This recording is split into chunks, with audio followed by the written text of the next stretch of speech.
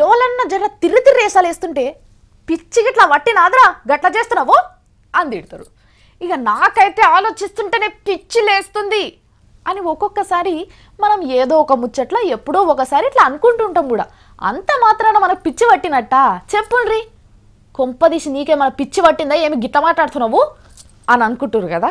ఏ కాదు, ఈ ముచ్చట చూడండి, మీకు మస్తు క్లారిటీ వస్తుంది. మస్తు క్లారిటీ వస్తుంది తెలుసా. రోడ్డు మీద ఎవరైనా జర బుద్ధి లేనట్టు నడిచినా, కొంచెం పిచ్చి పిచ్చిగా అనిపిస్తున్నా 2 అడుగులు దూరం జరిగి నడుస్తారు జనాలు. ఎందుకంటే వాళ్ళని ఏడ రాయి పెట్టి కొడతారో కొరుకుతారో అని భయపడతారు కాబట్టి. కానీ నల్గొండ జిల్లా చౌటుప్పల్ల శంకర్ అనేటైనా అట్లా భయపడో నవ్వో వెనకకు పోలేడు. అట్లా కనిపించిన వాళ్ళందరినీ ఒక్క తానకు చేర్చి అమ్మా నాన్న అనే ఆశ్రమం పెట్టిండు. వాళ్ళను భద్రంగా చూసుకుంటున్నాడు. మరి పిచ్చోళ్ళైతే తాడులు అవి ఇవి వేసి కట్టేసి ఎటూ ఉరకకుండా చుట్టూ కంచెలేస్తారు. కానీ వీళ్ళట్లా కాదు. వీళ్ళని చూసినాక మాట్లాడినాక ఎవరి పిచ్చోళ్ళో మీకే తెలుస్తుంది. ఇక ఈయనను చూడుర్రి ఎంత మంచిగా మాట్లాడతాడో. పుట్టి కాదు, ఇంగ్లీష్లా. Society and the government is not helping for them. So maximum I want to do my best for the ashramam also. And I want to help these people also by way of teaching poor people and everybody. And maximum I will try my best to help this ashramam. అబ్బా ఎంత మంచిగా మాట్లాడుతున్నాడో గినా. మన CM Kiran Kumar కంటే 100 వాళ్ళ నయం కదా. ఎంత మంచి అర్థమయ్యేటట్టు మాట్లాడుతున్నాడు. ఉత్తగా మాట్లాడుడే కాదు, తెల్లారంగానే ఇంగ్లీష్ పేపర్ కూడా చదువుతాడట. ఏది తాత, ఇంకోసారి చదివి చూపెట్టు.